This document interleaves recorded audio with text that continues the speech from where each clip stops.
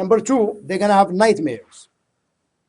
They're gonna see like snakes. They're gonna see dogs. They're gonna see different alligators, different type of animals chasing them or trying to devour them or something like that. So basically, scary dream. It doesn't have to be animals. It could be something else. It could be like they see themselves drowning, or they see themselves falling from a high building or something like that.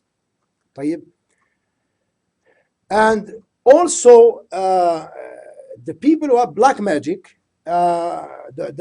something that they have eaten, you're going to see that these people's stomach has problems.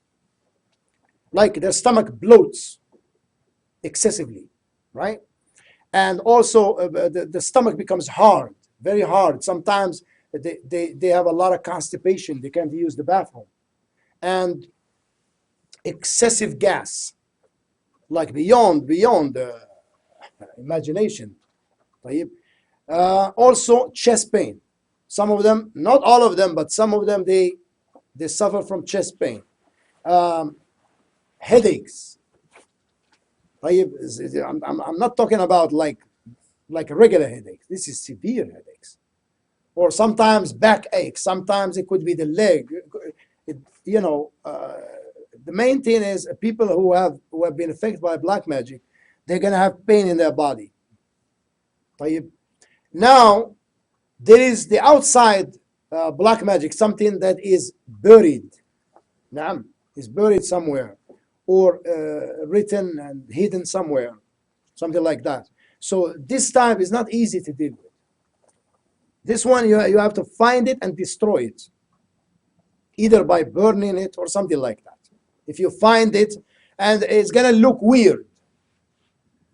The black magic, if it's written, it's going to look weird. It's going to look like squares. It's going to look like a talisman. Talisman? Like something really crazy looking, like very enigmatic. Like codes, codes, something like that. It's going to have like a square, like a triangle, like crazy writing on it. When you see it, you're gonna recognize that this is not a normal writing. This is black magic, Now, this one here is not easy to deal with because you have to find it, and in order to find it is not easy because the jinn, he's not gonna give you the information that you need. He's gonna lie to you because the jinn, he has no reason to tell you the truth because he is protecting that. You understand? So the jinn, so some people, they ask, what's the relationship between the black magic and the jinn? And they get confused. Black magic, there is no black magic without jinn. If there is, it's very rare. But in general, black magic is always associated with the jinn. Okay, this jinn, his job is to protect the black magic. Okay? Is to protect the black magic. Plus, to do the job that he's sent for. I'll give you an example. Now, you have a man and a woman, right? Okay, now, if someone did black magic on one of them, either on the husband or the wife, right? So he targeted one of the spouses. Okay, now this is called Sihr Tafriq. Black magic of separation. They want to break up the husband and a wife. Okay, how are they going to do that? The jinn is going to cause friction. Okay? So one of them is going to go get crazy. You're going to get angry really bad, and they're going to start arguing and everything all the time. It does not stop. And they will argue for very trivial matters. You will start laughing about things that they argue about. Yeah? But that's black magic. Yeah? So when they argue, they start arguing all the time, and friction is going to end up in them divorcing. So they're going to get divorced. That's what those criminals want. They want them to be separated. طيب يا أخي. Now the jinn, he's sent to do that job, is to separate between the husband and wife, and sometimes he may make the wife look ugly. You understand? She's not ugly, but he will put like a like he will make her look ugly to the husband. You understand? You don't understand.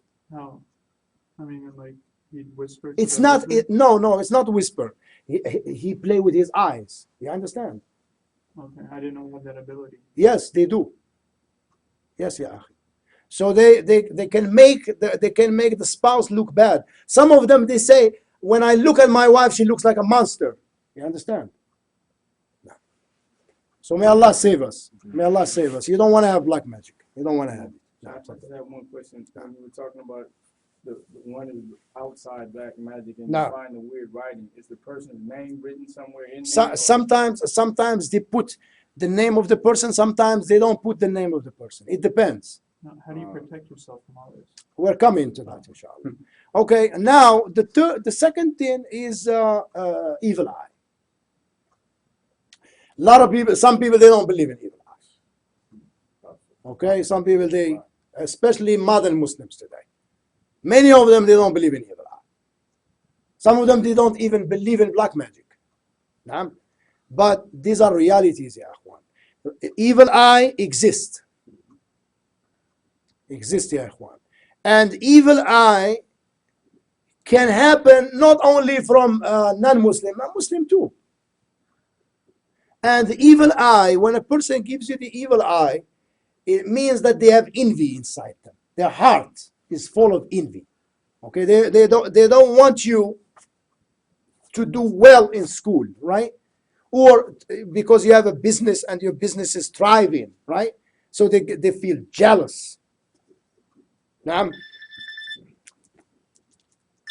Assalamu alaikum. Yeah, we finished the class. We have some question and answer if you still want to listen and record it. Okay, طيب, inshallah. We can continue, inshallah. طيب. Okay. You wanna stay on the line? Okay, طيب. Nah. Can you hear me now? Yeah, I can hear you. طيب. Now the evil eye is when someone has hasad, has envy. So he looks at you with the look of envy. He doesn't want you to have what you have. You understand? Instead of them asking Allah to give them what you have, so they are envious towards you. So they don't want you to have what you have. So, of course, by the qadr of Allah, you get affected. Okay? You get affected by the evil eye. And then the jinn, he takes the advantage of entering you at that time. Because the jinn, they thrive in those type of environment. You understand? Okay, so when the jinn enters you, then he start doing his job. And then you find people like that. I heard many stories, a lot of people like that. They say, Akhi, I have a block. Like I can't function in this life. I'm going to go crazy. Like, okay, he has a degree, right? So he goes to apply for a job. He doesn't get it. He try another job. He doesn't get it. It doesn't happen, ya akhi. As long as the block is there and it has to be removed. You see? Same thing with black magic.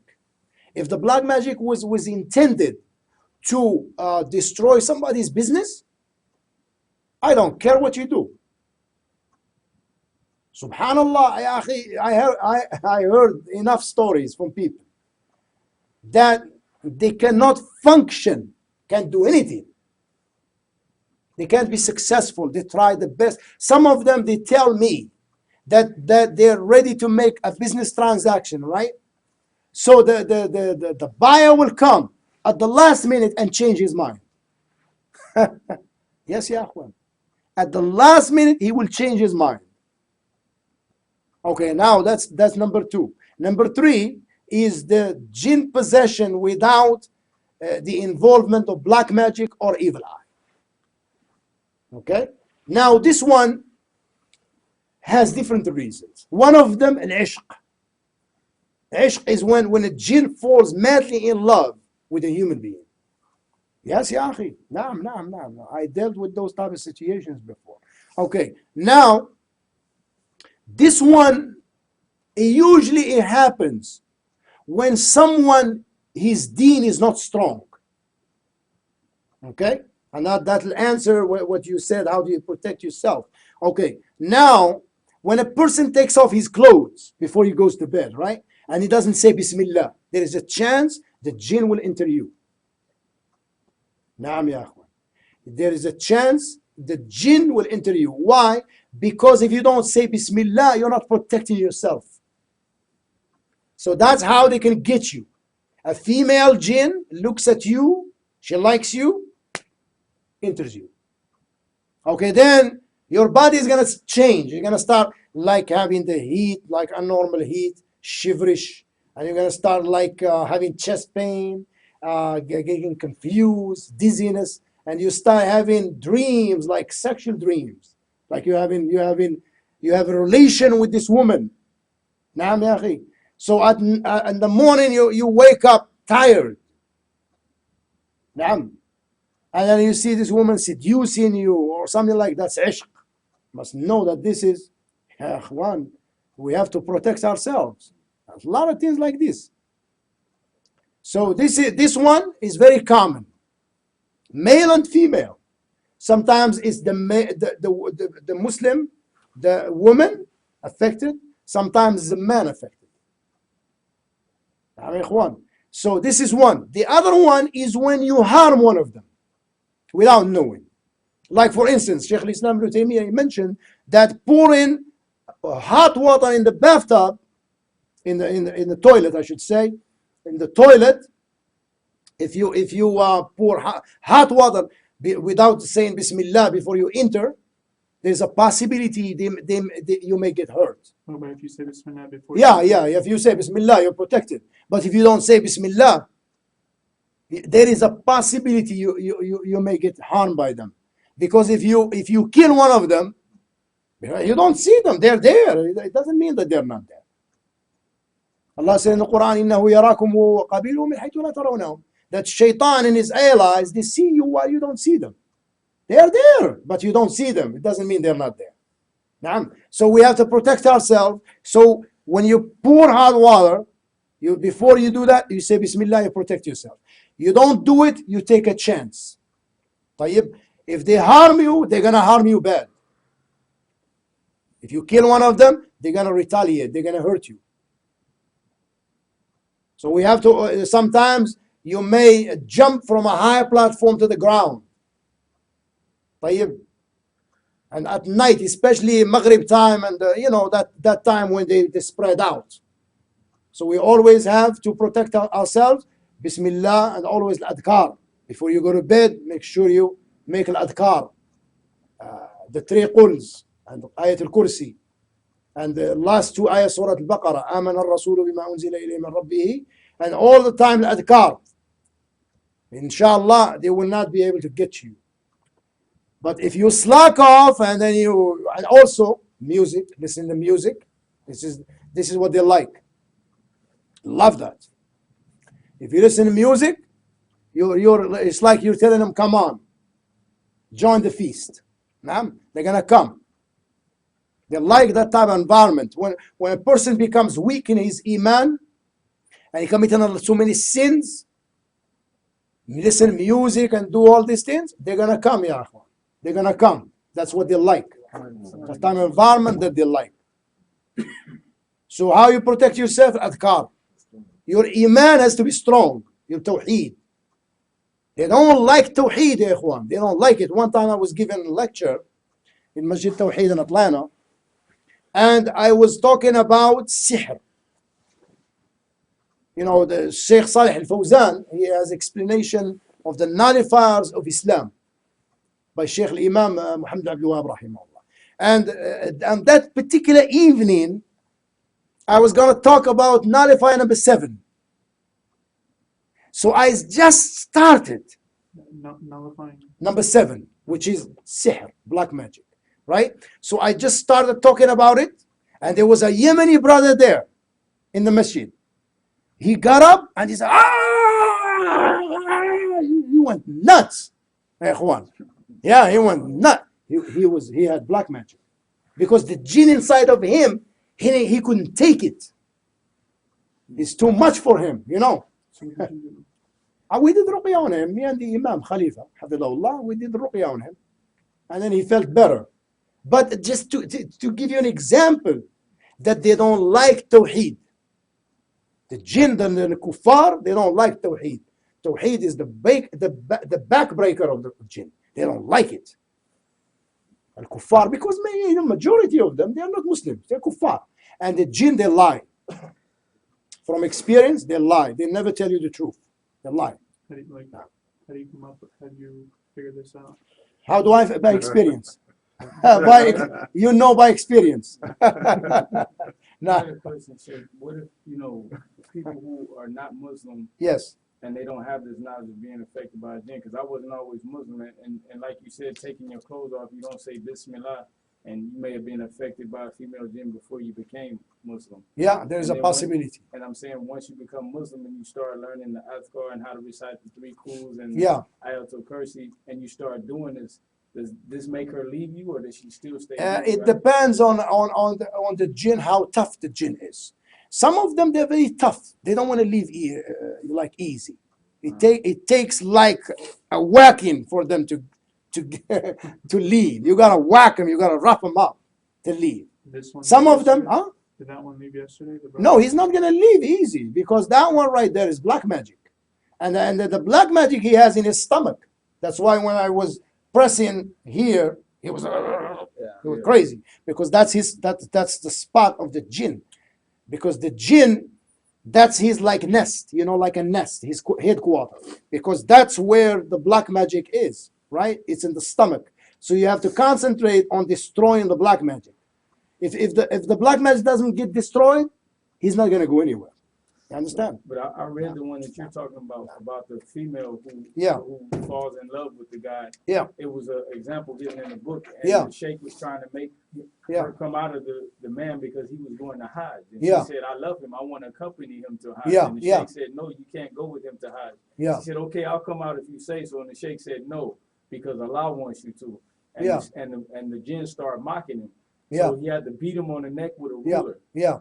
And when he came awake, his friends that were there watching asked him, they said, are you okay? Because the sheikh was beating you. He didn't even know. He said, why would the sheikh beat me? I didn't do anything. He didn't even know that the sheikh was hitting him. So like you said, sometimes you have to be tough. Yeah, you have to be like Sheikh Islam.